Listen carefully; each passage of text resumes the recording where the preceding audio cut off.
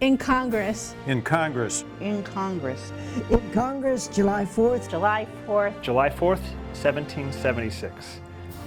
The unanimous declaration of the 13 United States of America, when in the course of human events, it becomes necessary for one people to dissolve the political bands which have connected them with another, and to assume among the powers of the earth the separate and equal station to which the laws of nature and of nature's God entitle them. A decent respect to the opinions of mankind requires that they should declare the causes which impel them to the separation. We hold these truths to be self-evident, that all men are created equal, that they are endowed by their Creator with certain unalienable rights, that among these are life, liberty, and the pursuit of happiness. That to secure these rights, governments are instituted among men, deriving their just powers from the consent of the governed. That whenever any form of government becomes destructive of these ends, it is the right of the people to alter or to abolish it, and to institute new government laying its foundation on such principles.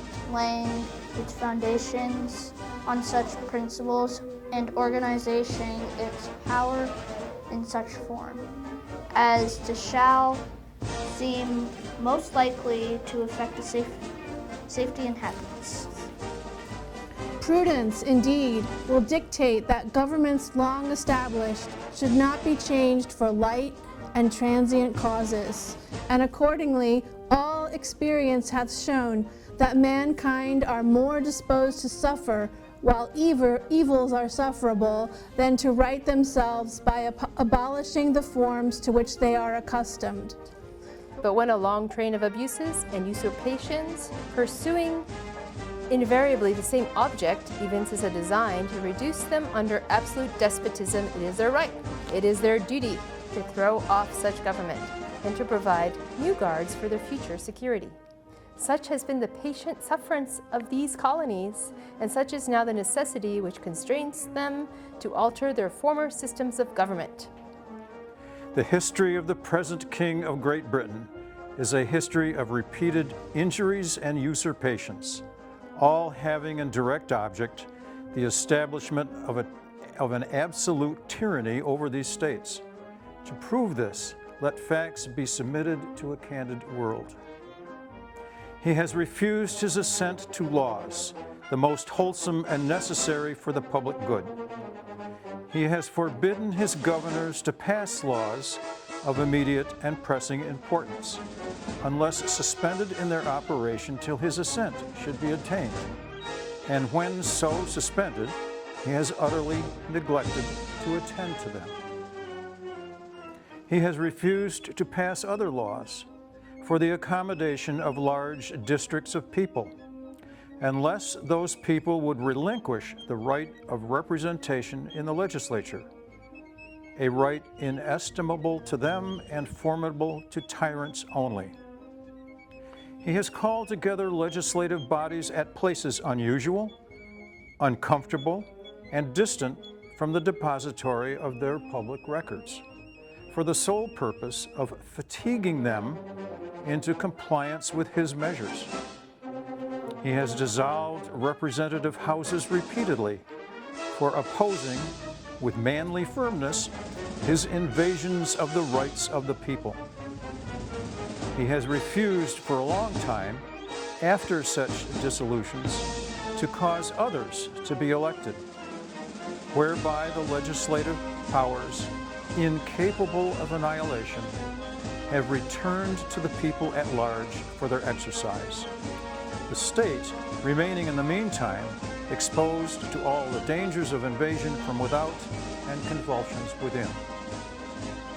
He has endeavored to prevent the population of these states, for that purpose obstructing the laws for naturalization of foreigners, refusing to pass others to encourage their migration hither, and raising the conditions of new appropriations of lands.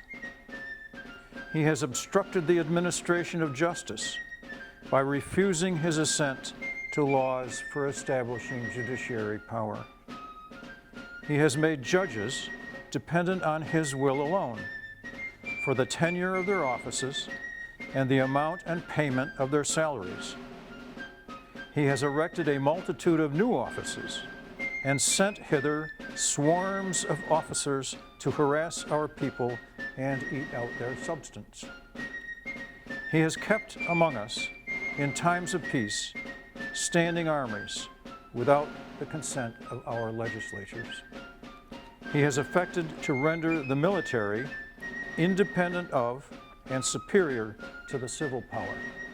He has combined with others to subject us to a jurisdiction foreign to our Constitution and unacknowledged by our laws, giving his assent to their acts of pretended legislation, for quartering large bodies of armed troops among us, for protecting them by a mock trial from punishment for any murders which they should commit on the inhabitants of these states, for cutting off our trade with all parts of the world, for imposing taxes on us without our consent, for depriving us in many cases of the benefits of trial by jury, for transporting us beyond seas to be tried for pretended offenses, for abolishing the free system of English laws in a neighboring province, establishing therein an arbitrary government, and enlarging its boundaries so as to render it once an example and a fit instrument for introducing the same absolute rule into these colonies, for taking away our charters, abolishing our most valuable laws, and altering fundamentally the forms of our government, for suspending our own legislatures and declaring themselves invested with power to legislate for us in all cases whatsoever. He has abdicated government here by declaring us out of his protection and waging war against us. He has plundered our seas, ravaged our coasts, burnt our towns, and destroyed the lives of our people. He is at this time transporting large armies of foreign mercenaries to complete the works of death, desolation, and tyranny, already begun with circumstances of cruelty and perfidy scarcely paralleled in the most barbarous ages and totally unworthy the head of a civilized nation. He has constrained our fellow citizens taken captive on the high seas to bear arms against their country, to become the executioners of their friends and brethren, or to fall themselves by their hands. He has excited domestic insurrections among us and has endeavored to bring on the inhabitants of our frontiers, the merciless Indian savages, whose known rule of warfare is an undistinguished destruction of all ages, sexes, and conditions. In every stage of these oppressions, we have petitioned for redress in the most humble terms. Our repeated petitions have been answered only by repeated injury. A prince, whose character is thus marked by every act which may define a tyrant, is unfit to be the ruler of a free people. In every stage of these oppressions, we have petitioned for redress in the most humble terms. Our repeated petitions have been answered only by repeated injury. A prince whose character is thus marked by every act which may define a tyrant is unfit to be the ruler of a free people. Nor have we been wanting in attentions to our British brethren. We have warned them from time to time of attempts by their legislature to extend an unwarrantable jurisdiction over us. We have reminded them of the circumstances of our immigration and settlement here. We have appealed to their native justice and magnanimity, and we have conjured them by the ties of our common kindred to disavow these usurpations, which would inevitably interrupt our connections and correspondence. They too have been deaf to the voice of justice and consanguinity. We must therefore acquiesce in the necessity which denounces our separation, and hold them as we hold the rest of mankind, enemies in war, in peace, friends.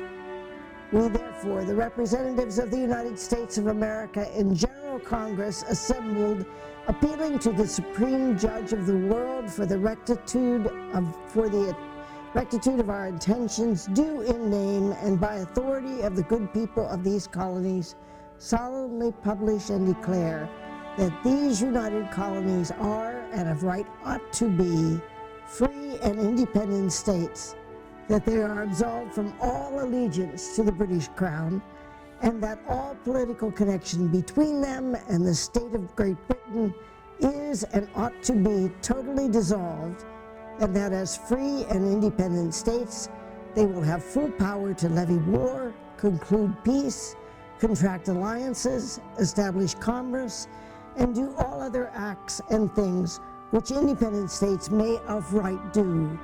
And for the support of this declaration, with a firm reliance on the protection of divine providence, we mutually pledge to each other our lives, our fortunes, and our sacred honor. Signed by Georgia Button Gwinnett, Lyman Hall, George Walton. North Carolina, William Hooper, Joseph Hughes, John Penn. South Carolina, Edward Rutledge, Thomas Hayward Jr., Thomas Lynch Jr., Arthur Middleton. Maryland, Samuel Chase, William Paca, Thomas Stone, Charles Carroll of Carrollton. Virginia, George Wythe, Richard Henry Lee, Thomas Jefferson, Benjamin Harrison, Thomas Nelson Jr., Francis Lightfoot Lee, Carter Braxton. Pennsylvania, Robert Morris, Benjamin Rush, Benjamin Franklin, John Morton. George Clymer, James Smith, George Taylor, James Wilson, George Ross. Delaware, Caesar Rodney, George Reed, Tom McKean. New York, William Floyd, Philip Livingston, Francis Lewis, Lewis Morris. New Jersey, Richard Stockton, John Witherspoon, Francis Hopkinson, John Hart, Abraham Clark. Massachusetts, Samuel Adams, John Adams, Robert Treat Payne, Elbridge Gerry, and John Hancock. Rhode Island, Stephen Hopkins, William Ellery. Sorry, I'll say that again. William Ellery. Connecticut, Roger Sherman, Samuel Huntington, William Williams, Oliver Wolcott. In New Hampshire, Josiah Bartlett, William Whipple, and Matthew Thornton.